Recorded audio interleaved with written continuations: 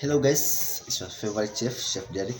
Today I want to show you I have arranged my cake studio. So welcome and see. First thing, kutoka nje miguu yako ni chafu, so you remove your shoes. You wear the shoes for the kitchen. So hygiene is the key to the bakery or to the food art. So first, working table kuna weighing scale, alafu ndio kuna hizi shelves you can put your hunger, your sugar, nini, your flavors, anything you are using when you are baking.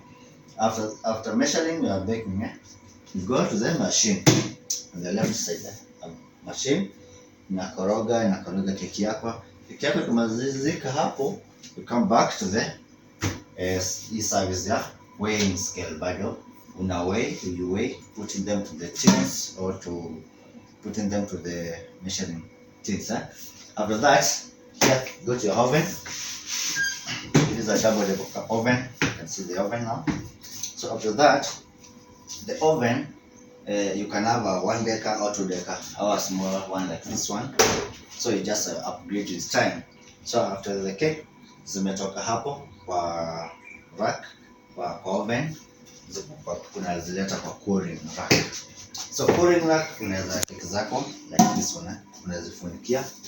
This one unaweza kufunikiwa. So this is the cooling rack. Keki zako zikipoa. Sometimes you can put them on the chiller after zime relax. Now you can see the chiller, you can increase the temperature, the decrease. So this is a cooling rack. Your creams zinakaa huko, your fillings zikae huko, chocolate zenye umemelt zikae tu kwa fridge au kwa chiller. After that is the decoration area. Come, I pick my apron. Welcome to the decoration area. This is the decoration area. You can see, you can have a view from here. I have some shops there. As you can see,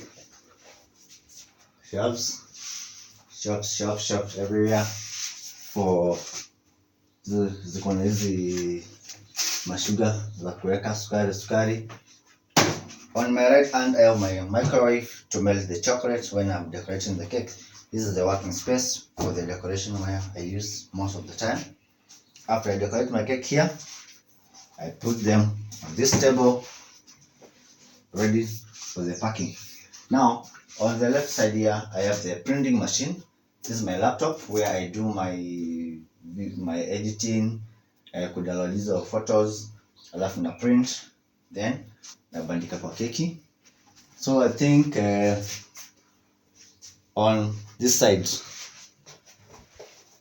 there is where I keep my bolts. You see, kuna 12 inch, kuna 10 inch square, kuna 14 inch, kuna 16 inch. Here you can see I have some sukari hapa. Hizi ma filling za kudecorate keki. So in this industry you need to invest a lot in cakes. Here you can see exactly I have these are my leaves. They are just drying. You can see them. After that I have this. Now this one is for taking photos.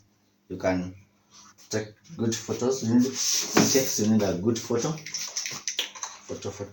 So you can see, you can add the light. You can add the light. You can change the light. You can see. So that's how it works. So this one is for photo, and I think that's how my bakery is. This is the artwork I'm doing here.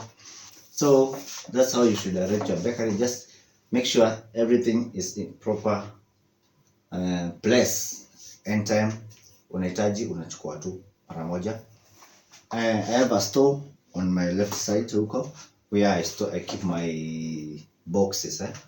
So nachukua box kwa meza, na cover keki, then deliver it naenda kwa clients. So thanks guys for watching. I hope you can learn something. Thanks. See you. Keep watching.